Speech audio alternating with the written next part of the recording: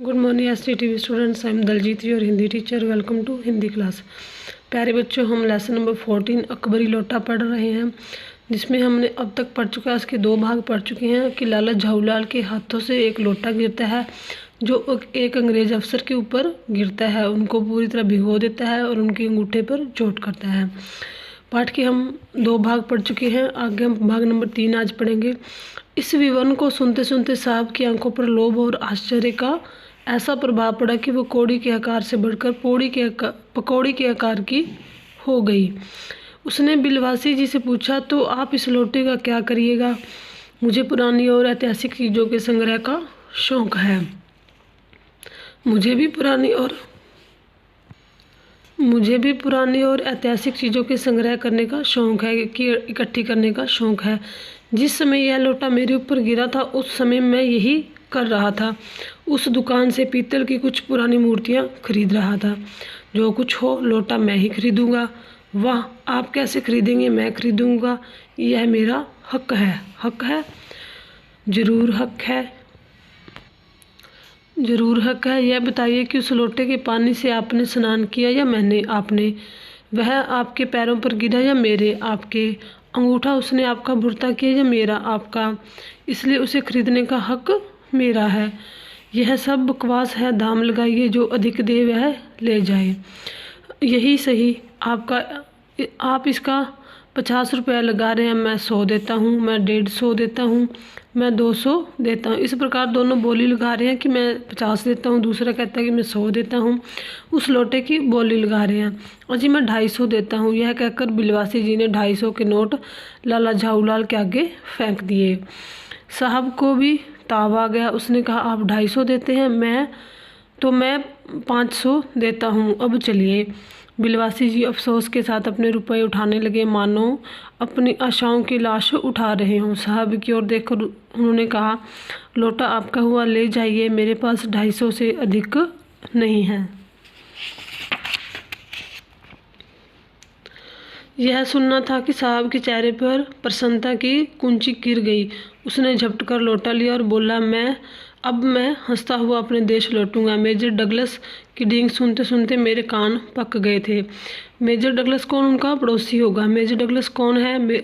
Major Douglas मेरे पड़ोसी हैं। पुरानी चीज़ों के संग्रह करने में मेरी उनकी होड़ रहती है। गत वर्ष वे हिंदुस्तान आए थे और यहाँ से जहांगीरी अंडा ले गए थे। जहांगीरी अंडा? हाँ, जहांगीरी अंडा। मेजर डगलस ने समझ रखा था कि हिंदुस्तान में से वे ही अच्छी चीज़ें ले सकते हैं, पर जहांगीरी अंडा है क्या? आप जानते होंगे कि कबूतर ने नूरजहाँ से जहांगीर का प्रेम कराया था। जहांगीर के पूछने पर कि मेरा एक कबूतर तुमने कैसे उड़ जाने दिया, नूरजहाँ ने उसके दूसरे कबूतर को उड़ाकर बताया कि ऐसे। उसके इस भोलेपन पर जहांगीर दिलो जान से निछावर हो गया। उसी क्षण से उसने अपने को नूरजहाँ के हाथ कर दिया। कबूतर का यह एहसान वह नहीं भूला। उसके एक अंडे को बड़े यत्न से रख छोड़ा। एक बिल्लौर की हांडी में वह उसके सामने टंगा रहता था। बाद में वही अंडा जहांगीरी अंडा के नाम से प्रसिद्ध हुआ। उसी को मेजर डगलस ने पारसाल दिल्ली में एक मुसलमान सज्जन से 300 रुपये में खरीदा। यह बात? हाँ, पर अब मेरे आगे दून की नहीं ले सकते। मेरा अकबरी लोटा उनके जहांगीरी अंडे से भी एक पुश्त पुराना है। इस लोटे से तो आपका लोटा उस अंडे का बाप हुआ। साहब ने लाला झाऊलाल को 500 रुपये देकर अपनी राह ली।